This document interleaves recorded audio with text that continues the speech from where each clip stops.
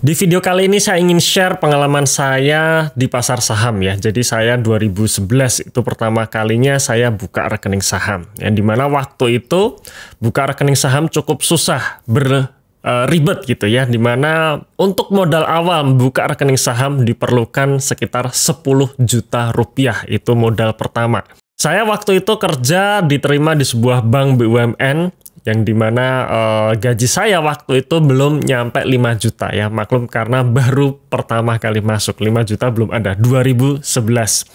Tapi akhirnya dengan nabung saya akhirnya bisa buka rekening saham ya. Jadi selain saya nabung sendiri, saya juga dibantu alias patungan dengan pacar saya. Ya untungnya sekarang pacar saya jadi istri saya sekarang ya.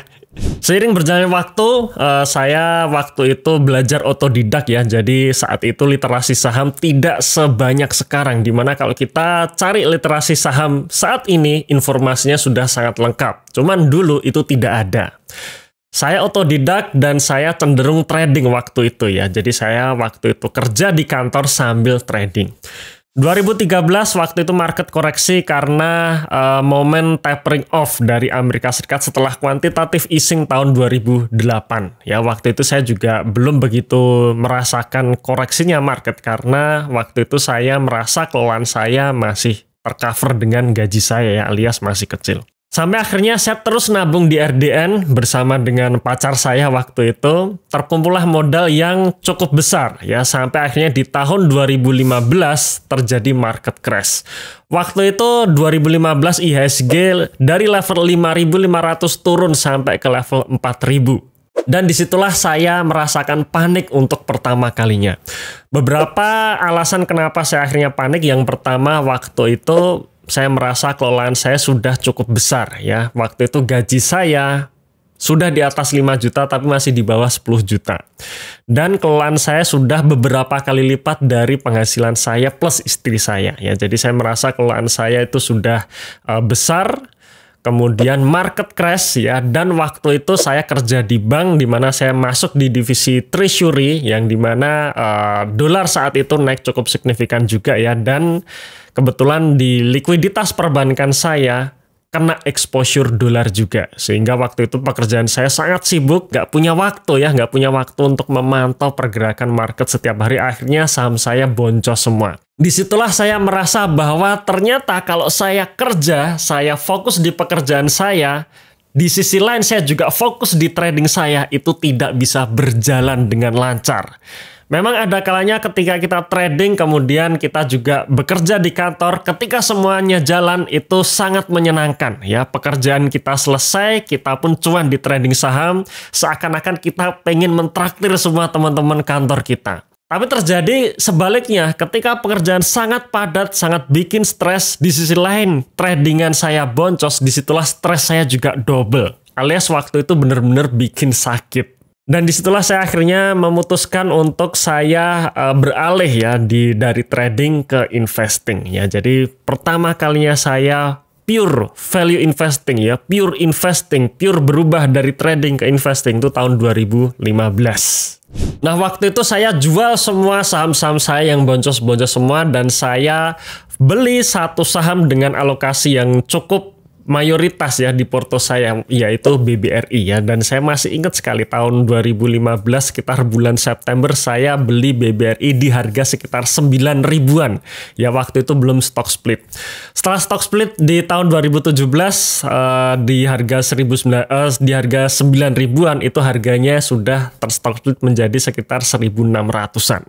Dan akhirnya di saham BBRI tersebut saya mendapatkan satu bagger untuk BBRI di tahun 2018 ya. Dan ya 2018 akhirnya saya pun jual.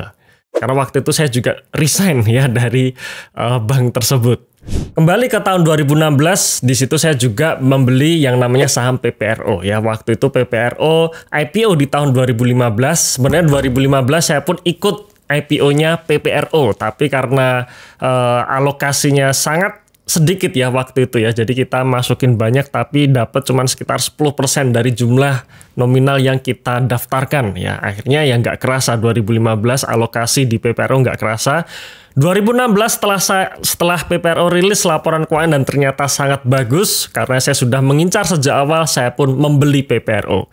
2016 saya beli PPRO, 2017-nya saya dapat 2 bagger dari PPRO. Tahun 2018-nya saya masih ingat ya, di sekitar akhir 2017 sampai Januari 2018 saya mulai akumulasi atau membeli saham MTDL ya. Waktu itu saya masih ingat sekali harganya Rp600 ya, waktu itu belum stock split.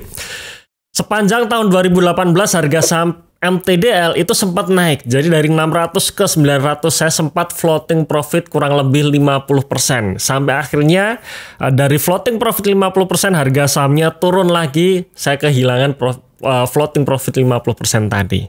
Cuman apa yang terjadi? Karena saya melihat kinerja MTDL waktu itu masih bagus, masih tumbuh ya, saya melanjutkan hold. Sampai akhirnya MTDL baru mulai rally di tahun 2019-nya. Dimana ya tiba-tiba aja nih naik sendiri gitu ya. Entah ceritanya mau dinaikin bandar, dinaikin asing, tapi yang saya rasakan waktu itu ya tiba-tiba naik sendiri gitu. Hold lama, tiba-tiba naik sendiri. Sampai akhirnya di 1200-an saya profit sekitar 100% saya jual.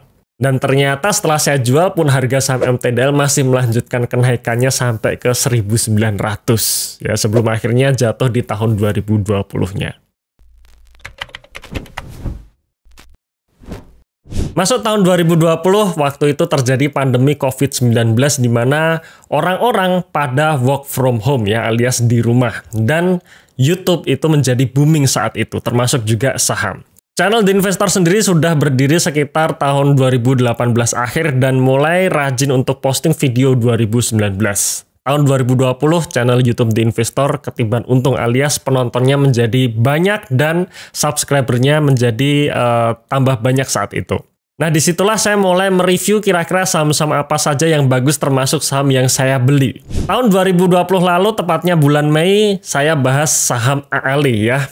Video thumbnailnya seperti ini, di mana saat itu AALI harganya di 6.000. Saya pun juga membeli saat itu. Dan ternyata bisnis dari AALI sesuai dengan yang kita perkirakan, di mana setelah jatuh tahun 2020 kinerjanya masih bagus dan membuat harga sahamnya naik. Dari level 6.000 ke 12.000 hanya dalam waktu kurang dari 7 bulan dan itu menjadi satu bagger tercepat saya. Di mana saya beli AALI di harga 6.000, saya jual di kisaran 12.000-an ya, 12.000 sampai 13.000 di akhir tahun 2020 atau sekitar awal 2021. Cuman memang waktu itu belum marak flexing ya, jadi saya belum mengabadikan cuan saya 100% di AALI. Nah, selanjutnya mulai nih, saya ketika sudah dapat kira-kira saham-saham bagger, saya mulai screenshot ya, dan ini saya juga akan share ke kalian semua. Masih di tahun 2020 sekitar bulan November, waktu itu webinar pertama kali di Investor. Di situ kita bahas ITMG dan ITMG ini pun juga saya share di channel YouTube di Investor. Di mana thumbnail dan judulnya seperti ini ya, dan ini adalah sekitar bulan November tahun 2020. Waktu itu saya pun juga beli di harga sekitar 8.000-an untuk ITMG.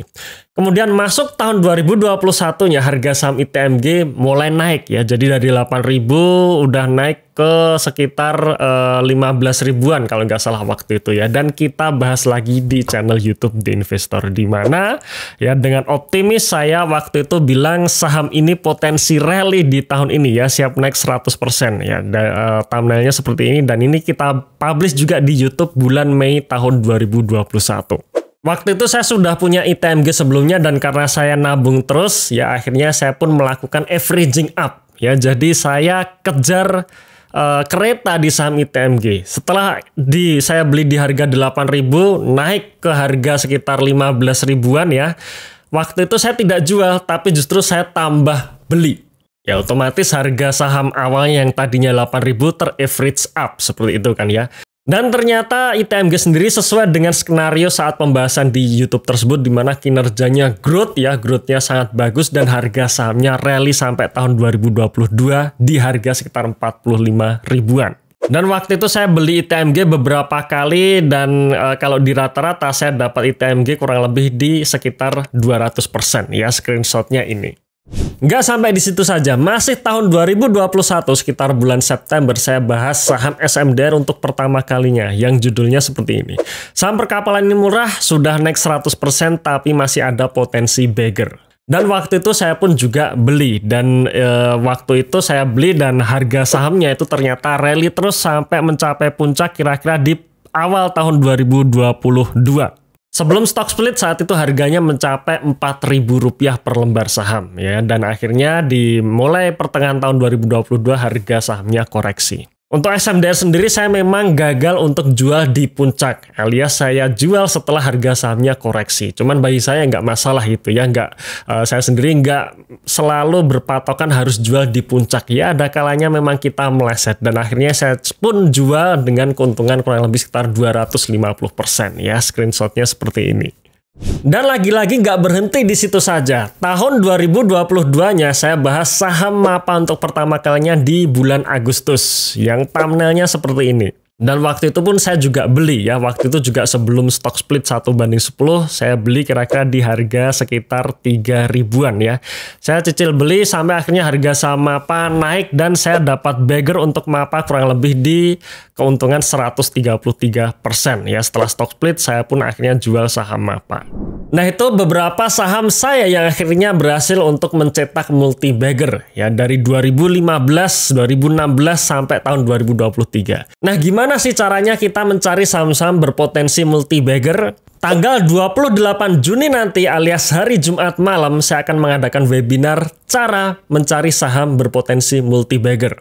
Webinar tersebut free, jadi buat kalian yang memang kesehariannya sibuk gak punya waktu, di sisi lain ingin mendapatkan saham-saham multi bagger seperti yang saya lakukan, maka jangan lewatkan webinar hari Jumat besok. Sekali lagi free, jadi segera daftarkan diri Anda di link di bawah ini.